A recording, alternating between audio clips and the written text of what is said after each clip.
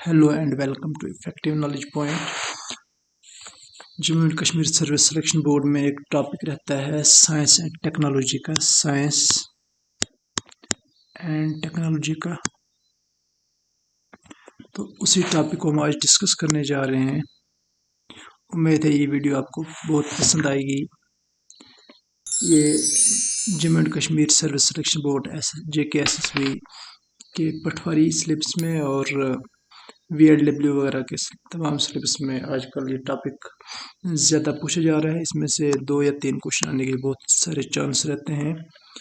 इसी के लिए मैंने इस टॉपिक को यहाँ पर डिस्कस करने की कोशिश की है। इसमें जो इम्पोर्टेंट चीज़ें रहेंगी हम उनको पहले कवर करेंगे, जैसे कि जो इंटरनेशनल स्पेस एजेंसीज़ हैं उनको हम पढ़ेंगे। उसके बाद हम इसरो के बारे में पढ़ेंगे, DRDO के बारे में पढ़ेंगे। तो इस तरह से फिर हम आगे जो है करंट अफेयर्स के क्वेश्चन भी दूसरे पार्ट में लेकर आएंगे। पहले पार्ट में हम सिर्फ इतना पढ़ेंगे स्पेस स्टेशंस कहाँ कहाँ हैं और स्पेस एजेंसीज कौन कौन सी हैं। तो चलिए वीडियो को शुरू करते हैं। अगर अभी तक आपने मेरा यूट्यूब चैनल सब्सक्राइब नहीं किया है उसे ज़रूर सब्सक्राइब करें ताकि इस तरह के वीडियोज़ का नोटिफिकेशन आपको वक्त पर मिलता रहे।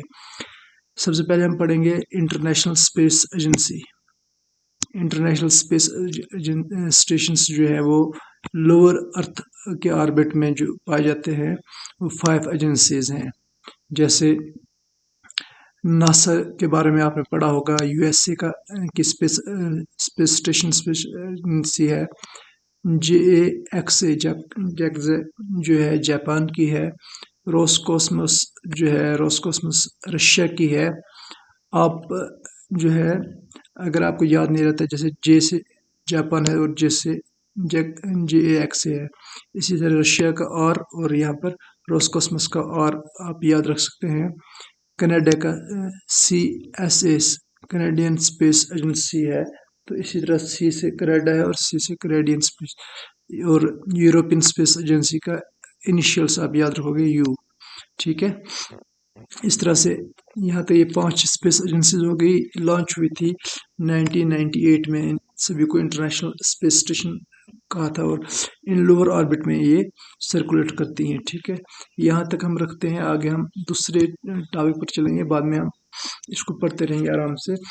अगर हम नासा की बात करें, नासा की जो डेफिनेशन है, national aeronautic and space administration. National aeronautics space and space administration की फुल फॉर्म आ जाती है नासा की, NASA national aeronautic and space administration. इसका जो हेडक्वार्टर है वो वाशिंगटन DC में USA में है। हेडक्वार्टर इसका कहाँ पर है? वाशिंगटन DC में। और फॉर्मेशन इसकी कब हुई थी? फॉर्मेशन हुई थी 29 जुलाई 1958 को। इसको तकरीबन 64 इयर्स अभी तक हो चुके हैं। कब इसकी फॉर्मेशन हुई थी? आपने याद रखना है 1958 को। अगर कंप्लीट डेट की बात करें तो 29 जुलाई 1958 को इसकी जो है फॉर्मेशन हुई थी। इससे पहले एक ये एजेंसी से इसको प्रिसाइड किया इसने, कौन सी थी? National advisory committee for aeronautics. ये रही है 1915 से लेकर 1958 तक। उसके बाद ये सक्सेसर बन गई, जो नासा इसका सक्सेसर बन गया है, national advisory committee for aeronautics. यहाँ पर ये एजेंसी पहले काम कर रही थी, उसको प्रिसाइड किया है बाद में नासा ने। नासा इसके बाद जो है 1958 में जब नासा बनी तो इसके तमाम काम काज जो है ये संभालने लगी। ये किस तरह की टाइप इसकी क्या है? Space agency aeronautic research agency है। ठीक है, स्पेस एजेंसी है, इसमें एरोनॉटिक रिसर्च और ये सब चीज़ें इसमें होती हैं। अगर इसकी इस टाइम के एडमिनिस्ट्रेटर की बात करें, जहाँ पर जैसे हमारे यहाँ पर चेयरमैन्स होते हैं, CEOs होते हैं, वहाँ पर क्या है? एडमिनिस्ट्रेटर है। वहाँ पर एडमिनिस्ट्रेटर है बिल नेल्सन जो है वो एडमिनिस्ट्रेटर है। इसको जो बाइडेन ने बनाया था, जो प्रेसिडेंट है इसका USA का। तो ये कब बने थे? इनकी अपॉइंटमेंट कब हुई थी? मई 3, 2021 को इनकी अपॉइंटमेंट हुई थी। Nominated by the president of United. ये जो एडमिनिस्ट्रेटर को कौन नॉमिनेट करता है? President of United states. जो भी यूनाइटेड स्टेट का प्रेसिडेंट होता है उसको वो इसके एडमिनिस्ट्रेटर को नॉमिनेट करता है। तो बेल नेल्सन को किसने नॉमिनेट किया था? जो बाइडन ने किया था, जो 3 मई 2021 को इसको एडमिनिस्ट्रेटर बनाया गया था। ठीक है, सबसे पहली एडमिनिस्ट्रेटर की अगर हम बात करें जो है नासा की, तो वो है टी केंथ गैलन। ये 1958 में इसकी अपॉइंटमेंट हुई थी और 61 में इसकी रिटायरमेंट हुई थी, टी केंथ गैलन। ठीक है, ये याद रखेंगे आप, ये स्टैटिकल पोर्शन है, आप इसमें से कोई एक क्वेश्चन आपको आ सकता है। अगर हम इंडिया स्पेस रिसर्च ऑर्गेनाइजेशन की बात करें, इसरो की बात करें, ये भी नेशनल स्पेस एजेंसी में शुमार की जाती है। वो जो हमने पहले पढ़े थे 5, वो इंटरनेशनल स्पेस एजेंसीज हैं। ये नेशनल स्पेस एजेंसी की बात अगर हम करें, Indian space reorganization research organization, ISRO, Indian space research organization, headquarter इसका बेंगलुरु में है। बेंगलोर, फॉर्मेशन हुई थी 15 अगस्त 1969 में। 15 अगस्त 1969 में इसकी फॉर्मेशन हुई थी। हेडक्वार्टर कहाँ पर है? बेंगलोर में। डायरेक्ट क्वेश्चन आपको यहाँ से पूछा जा सकता है कि इसकी फॉर्मेशन कहाँ पर हुई या इसका हेडक्वार्टर कहाँ पर है, या ये भी पूछा जा सकता है इसरो की फुल फॉर्म क्या है? ISRO Indian space research organization. ठीक है, यहाँ तक इसको हम आगे पढ़ेंगे कि किसकी सक्सेसर है, वो भी हम पढ़ेंगे। ऑपरेट किसके अंडर होती है? डिपार्टमेंट ऑफ स्पेस, DOS करके कहते हैं इसको, department of space. Directly overseen by the prime minister of India, इसको डायरेक्टली जो ओवरसी करता है प्राइम मिनिस्टर ऑफ इंडिया। अगर हम चेयरमैन की बात करें of ISRO, act as the executive of the DOS, department of space as well. जो चेयरमैन होता है इसरो का, वो इसको एक्ट करता है as a executive of the DOS, department of space के लिए वो एग्जीक्यूटिव का काम भी करता है। ISRO जो है, Indian space research organization, is an India's primarily agency for performing task. कौन कौन से टास्क इसमें होते हैं? Related to space based application, space exploration, ये चीज़ें इसमें आती हैं। It's one of the 6 government space agencies in the world which possess full launch capability. ठीक है, यहाँ तक। अब हम अगर इसकी बात करें कि प्रिसाइडिंग एजेंसी कौन सी इसकी है? इनकॉस्पर है इसकी, जो क्या होती है, जिसकी फुल फॉर्म बनती है Indian national committee for space research. Indian national committee for space research.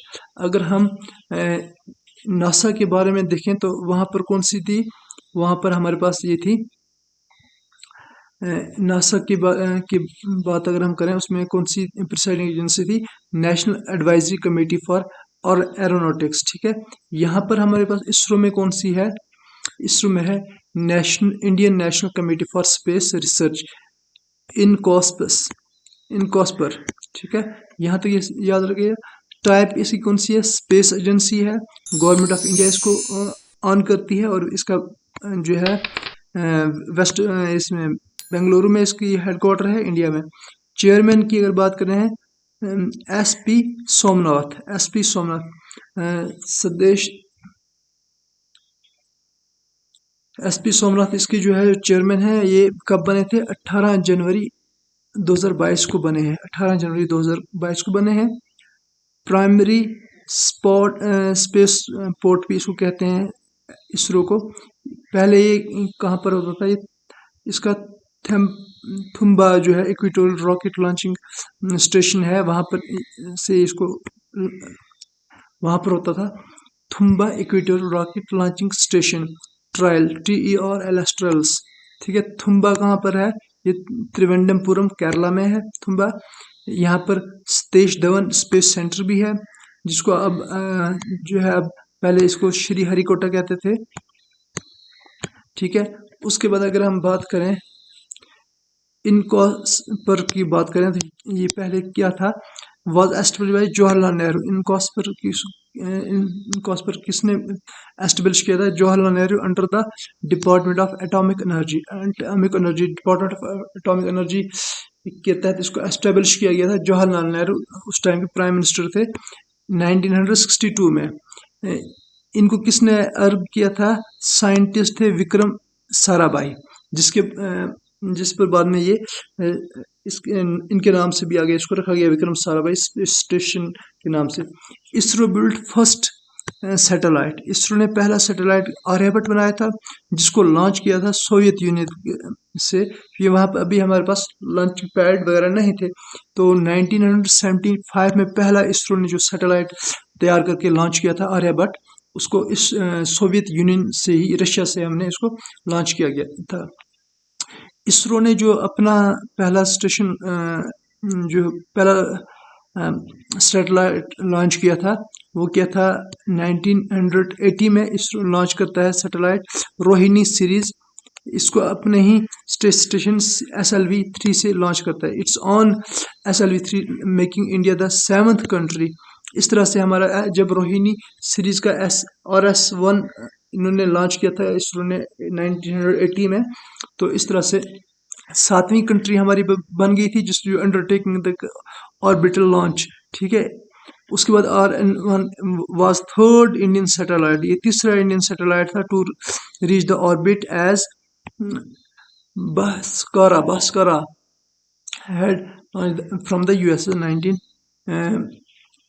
1979 में। ठीक है, अगर हम DRDO की बात करें, ये भी एक इंडियन ही की ऑर्गेनाइजेशन है, defence research and developmental organization. इनके बारे में इसलिए बता रहा हूँ ताकि आगे जितने भी हम क्वेश्चंस पढ़ें करंट अफेयर्स के बारे में, हमें पता चले कि ये किस ऑर्गेनाइजेशन इसको लॉन्च किया है, किसने इसको कहाँ भेजा है वगैरह वगैरह। क्योंकि हमारे पास यहाँ पर एक है इसरो, दूसरा है DRDO, तो यहाँ से भी आप को क्वेश्चन आ सकते हैं, तो इसलिए मैंने सोचा कि हम पहले इन्हीं पर बात कर लेते हैं। डिफेंस रिसर्च ऑर्गेनाइजेशन जो है, defence research and developmental organization, इसकी फॉर्मेशन हुई थी 1958 में। 1958 में अगर हम इसरो की बात करें, अभी हमने पढ़ा इसरो कब हुआ था फॉर्मेट? 1969। इससे पहले 1962 में क्या हुआ था? इसको इनकॉस्पर जो है वो लॉन्च हुआ था। इसका ये यहाँ पर हमें पढ़ा था इनकॉस्पर, मैं बता देता हूँ आपको एक बार फिर। ये 16 में जवाहरलाल नेहरू ने इसको किया था विक्रम साराभाई की अर्गिंग पर। ठीक है, यहाँ तक समझ आ गया। 1958 में जो है DRDO की फॉर्मेशन होती है। ये बाय मर्जिंग दो जो है इसमें ऑर्गेनाइजेशन थी, टेक्निकल डेवलपमेंटल एस्टेब्लिशमेंट की ऑर्गेनाइजेशन थी, दूसरी directorate of technical development and productions of Indian ordnance factories with defence science organization. इनको जो है मर्ज करके ये DRDO बनाई गई थी। DRDO इंडिया की largest and the most diverse research organization है। इंडिया की मोस्ट लार्जेस्ट और मोस्ट डाइवर्स रिसर्च ऑर्गेनाइजेशन है। हेडक्वार्टर DRDO का कहाँ पर है? दिल्ली में है। मोटो इसका क्या है? मोटो की अगर हम बात करें, strength origin in the science is in science. ठीक है, इसकी ये मोटो है। मिनिस्ट्री रिस्पॉन्सिबल, अगर हम DRDO की बात करें तो मिनिस्ट्री ऑफ डिफेंस रहता है, और मिनिस्ट्री ऑफ डिफेंस में अभी जो हमारे पास है राजनाथ सिंह है। एजेंसी एग्जीक्यूटिव कौन रहता है? एजेंसी का जो एग्जीक्यूटिव होता है, बाद में वो चेयरमैन भी कहलाता है। आज जो है हमारे पास SV कामत है, समीर वी कामत। ठीक है, डॉक्टर समीर वी कामत, ये जो है चेयरमैन इस टाइम DRDO के हैं। इनको एजेंसी एग्जीक्यूटिव भी कहते हैं। DRDO ने जो है स्टार्ट किया था इस फर्स्ट मेजर प्रोजेक्ट कब में, कौन सा? In surface to air, surface से एयर मिसाइल बनाया था, सरफेस से air, known as project Indigo. Project Indigo 1960 में इन्होंने पहला मेजर प्रोजेक्ट DRDO ने बनाया था। पहला प्रोजेक्ट कब बनाया था? 1960 में बनाया था। 1958 में इसकी फॉर्मेशन हुई थी, और 1960 में इसको पहला प्रोजेक्ट इसने तैयार किया था इंडिगो करके। ठीक है, ये सरफेस टू एयर मिसाइल था। ठीक है, हम आगे पढ़ेंगे surface to air, surface to surface, air to air missile जो है वो, उनके बारे में हम पढ़ेंगे आगे। तो प्रोजेक्ट इंडिगो जो है लेड किया था प्रोजेक्ट डेविल ने, क्योंकि ये यहाँ पर फेल हो गया था, इसकी वजह से प्रोजेक्ट डेविल को लाया गया along with the project Valiant to develop the short range surface to air missile. ठीक है, प्रोजेक्ट डेवल लेड किया था डेवलपमेंट ऑफ पृथ्वी मिसाइल, ठीक है, development of Prithvi missile under the IGMDP integrated guided missile development programme. Integrated guided missile development programme को हम आके detail में डिस्कस करेंगे। तो यहाँ पर आप इतने याद रखेंगे, पहले इंडिगो आया, उसके बाद डेविल आया, उसके बाद वेलेंट आया, उसके बाद पृथ्वी आया, पृथ्वी मिसाइल, ठीक है। ये integrated guided missile development programme है, ये 1980 में आया था, ठीक है। तो पहला प्रोजेक्ट हमारा जो DRDO ने स्टार्ट किया था 1960 में, उसके बाद हमारा जो पृथ्वी कब आया, 1980 में आया, ठीक है। यहाँ तक याद रहेगा। अगर हम आगे हम पढ़ते चलेंगे, इससे पहले हम ये करेंगे सतीश धवन स्पेस सेंटर के बारे में हम बात करेंगे। सतीश धवन स्पेस सेंटर, ये formerly known as Sriharikota range, ठीक है, SHAR, ठीक है, Satish Dhawan space centre. Satish Dhawan space centre को पहले हम क्या कहते थे, श्री हरिकोटा रेंज कहते थे, ठीक है। Is a rocket launch centre, ये क्या है, स्पेस सेंटर जो है सतीश धवन स्पेस सेंटर, ये एक रॉकेट लॉन्च सेंटर है। यहाँ पर रॉकेट्स को लॉन्च किया जाता है, ऑपरेटेड बाय ISRO। ये भी सतीश धवन स्पेस सेंटर को भी ऑपरेट कौन करता है, ISRO, Indian space research organisation ही। इसको located in Sriharikota, Andhra Pradesh. Sriharikota कहाँ पर पाया जाता है, आंध्र प्रदेश पे। यहाँ पर एक डिस्ट्रिक्ट है तिरुपति डिस्ट्रिक्ट, आंध्र प्रदेश में ये श्री हरिकोटा पाया जाता है। वहां पर श्री हरिकोटा को रिनेम किया गया था सतीश धवन स्पेस सेंटर में, कब, 5 सितंबर 2002 को, 5 सितंबर 2002 को इसको जो है रिनेम किया था, रिनेम इन 2002, 5 सितंबर 2002 को, आफ्टर इसरो चेयरमैन सतीश धवन के को जो ऑनर करने के लिए इसको हमने इसका नाम चेंज करके श्री हरिकोटा से सतीश धवन स्पेस सेंटर रखा। ये जो है 1969 में इसको फॉर इस सैटेलाइट लॉन्चिंग सेंटर के लिए इसको चूज किया गया, सैटेलाइट लॉन्चिंग स्टेशन के लिए। कब इसको सतीश धवन को उस टाइम श्री हरिकोटा ही था, तो श्री हरिकोटा को कब गया, 1969 में इसको रखा गया कि यहाँ से सैटेलाइट को लॉन्च करेंगे। The centre become operational in 1971 में। इसको चूज किया गया 69 में स्टेशन लॉन्चिंग के लिए, तो इसको ऑपरेशनल कब हुआ, ऑपरेट कब हुआ, ये शुरू कब हुआ, 1971 में, जब इसमें RH-125 सोंडिंग रॉकेट जो है सोंडिंग रॉकेट जो लॉन्च किया गया, इस कब, RH-125 को इसको लॉन्च किया गया 1971 में, तब से ये ऑपरेशनल हो चुका है, ठीक है। यहाँ तक हम रखते हैं। अगर क्योंकि वीडियो ज़्यादा लंबी हो जाएगी, इसलिए हम इसको यहीं तक रखेंगे।